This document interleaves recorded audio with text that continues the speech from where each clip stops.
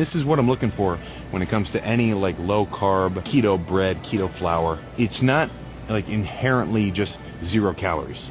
Nothing is. But what you can do is you can manipulate the fiber. So underneath of every carbohydrate value, which right there, it says 19 grams, is a separate value which says dietary fiber. And this specifically, the insoluble portion, is what I'm looking for. So even though it's 19 grams of carbs total, really I'm only getting those 2, which usually I kind of round up to 3 or so just to be safe. This is a much better alternative. Let's break down this fiber topic. If something has 19 grams of carbs and 17 grams of it is fiber, am I only eating 2 grams of carbs? The amount of carbs your body will absorb to convert to glucose, yes, it will be approximately 2 grams per serving, and it's a big but. That doesn't mean the 17 grams of fiber are not being used or are just completely pooped out. That's because fiber is technically a carbohydrate your body can't just fully break down, so you don't absorb it the same way that you absorb sugar or starches. And some fibers just pass through and they don't really contribute to calories, yes, but other fibers get fermented by gut bacteria, producing something called short-chain fatty acids. These short-chain fatty acids can be used for energy, about 1 to 2 calories per gram, and they play a role in your gut health, inflammation, and other things like your metabolism. That's why I say be careful with these higher fiber, low-carb foods, particularly processed fibers, because they can cause gut problems like bloating, gas, and other issues, and you only need about 25 to 30 grams a day of fiber total. Fiber from whole foods is a much better option. So even though you can eat these options to help you manage your carbs and your calorie intake, I would always focus